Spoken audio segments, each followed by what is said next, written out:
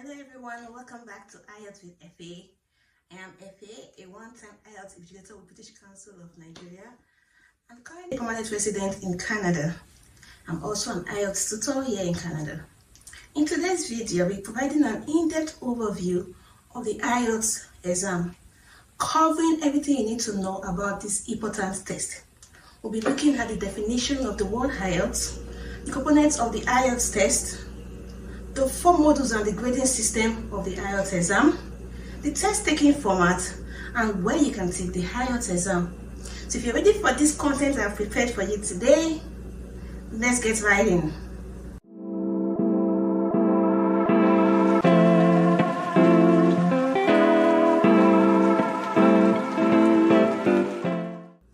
What is IELTS?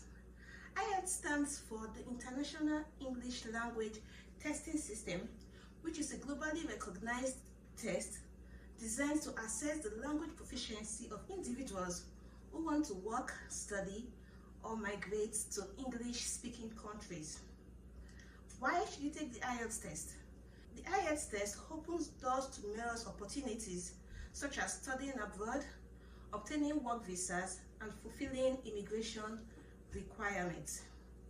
It is a trusted assessment that showcases your English language skills to universities, employers, and immigration authorities. IELTS is jointly owned by the Cambridge University, the British Council, and the IDP.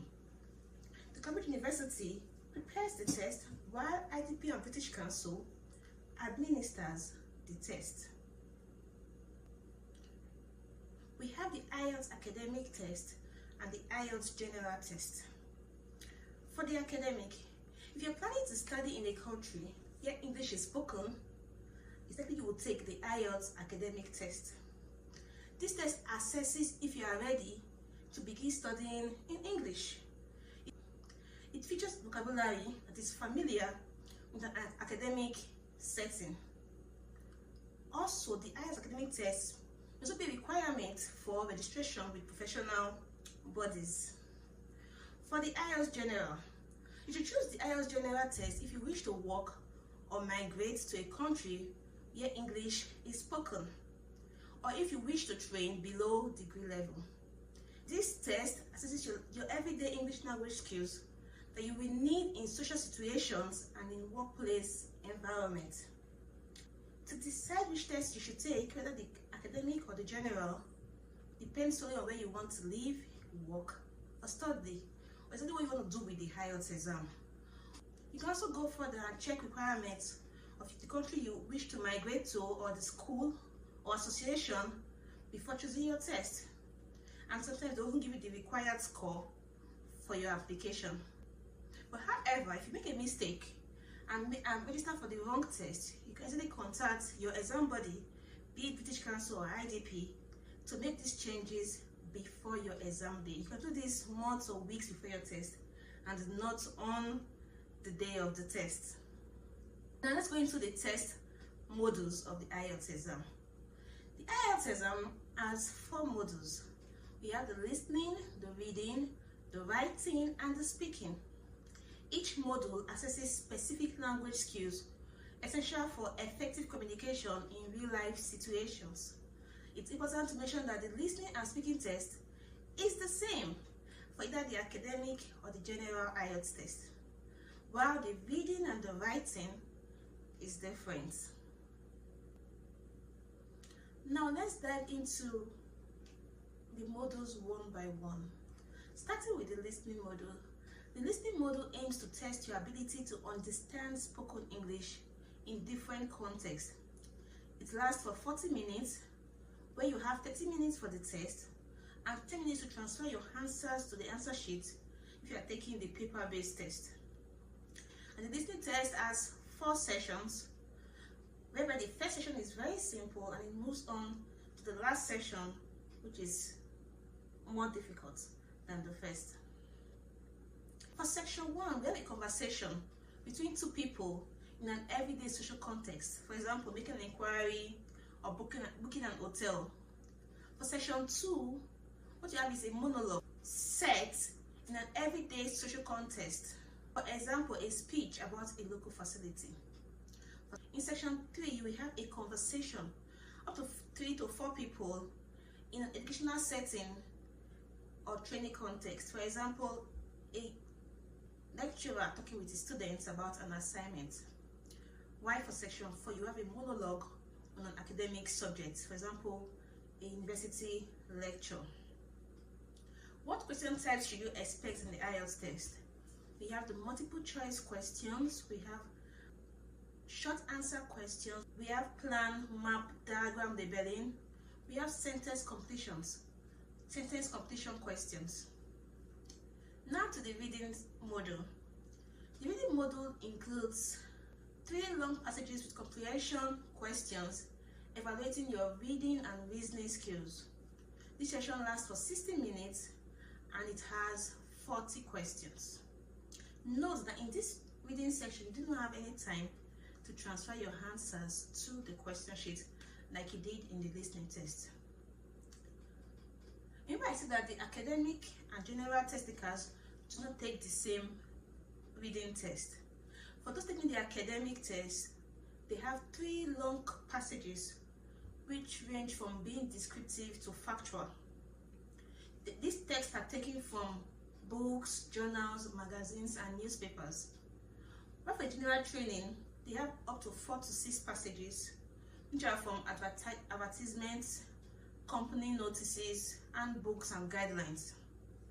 These are materials you will likely encounter in an everyday English-speaking environment. What questions should you expect in the reading test? You're going to have multiple choice questions. You're going to have questions like true, false, not given, which is to show how you can identify informations. You're also going to have matching headings to match informations. You're also going to have yes, no, not given questions to identify the writer's view. You have sentence completion questions and short answer questions. Now to the writing model. The writing model assesses your proficiency in written English. The writing section lasts for 60 minutes and is divided into 2 tasks. Again, this is different for both the academic IELTS test takers and the general test takers. For those taking the academic test, in the task 1, you're given a graph, a table, a chart, or a diagram, and you are asked to describe, summarize, or explain the information in your own words. And for the general IELTS test takers, the task 1 test is always a letter. The letters could be formal, informal, or semi-formal, but the most type of letters that are asked for are the letter of request, letter of application, letter of invitation, letter of appreciation, letter of recommendation, and letter of congratulations. The task 1 writing test lasts for 20 minutes and you can write a minimum of 150 words. You're advised to write above 150 words.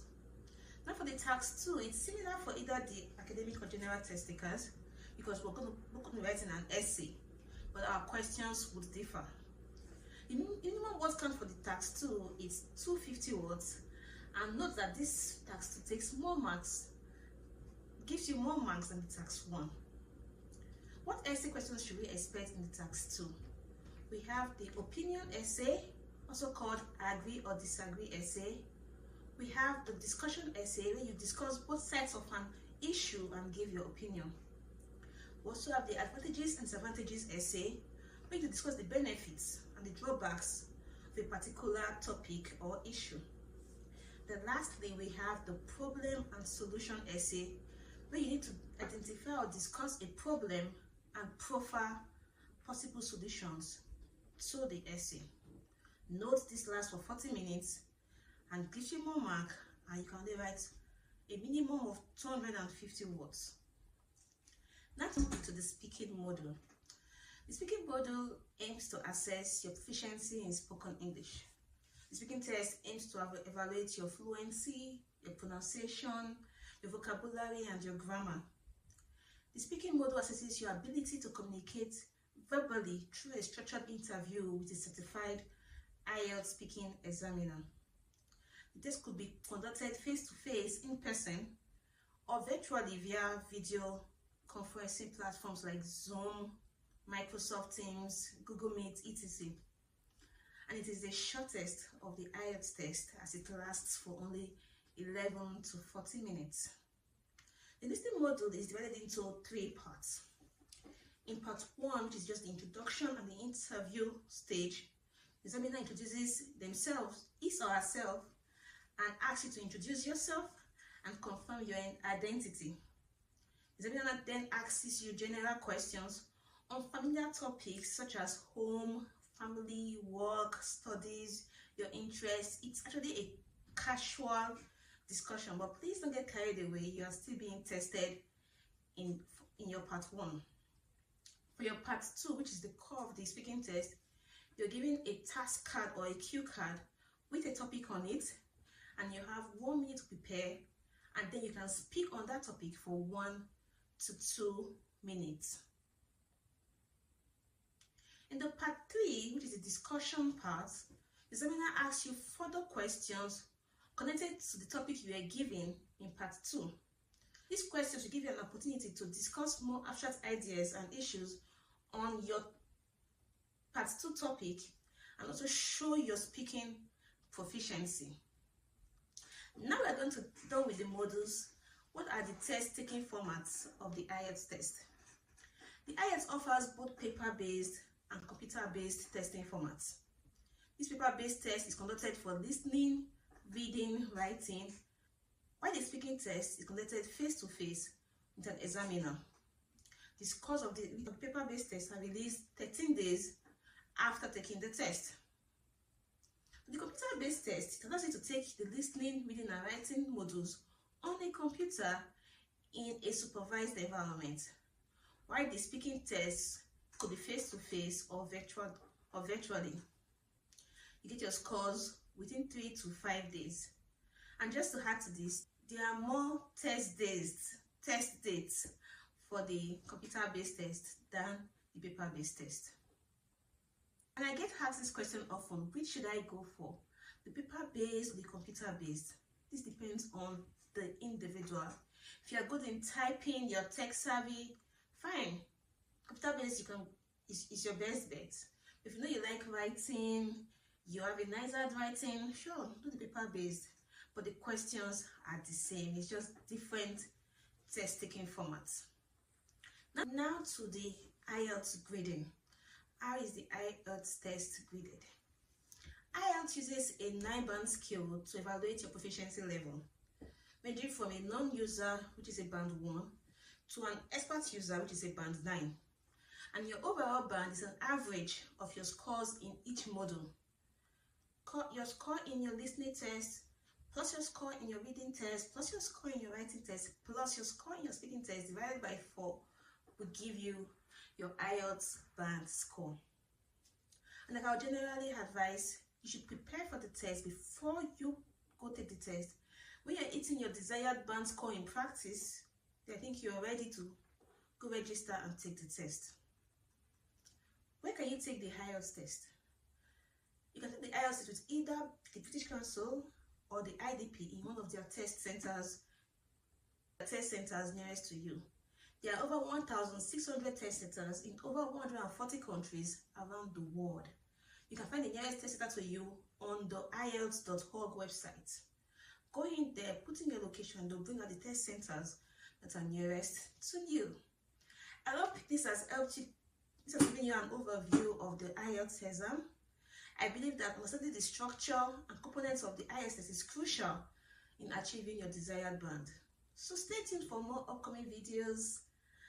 I'll be diving deeper into each module, providing valuable tips and strategies for success. So thank you for watching, and if you found value in this video, please like and subscribe and share to those who are on their path to taking this important test. I'll see you in the next video. Thank you.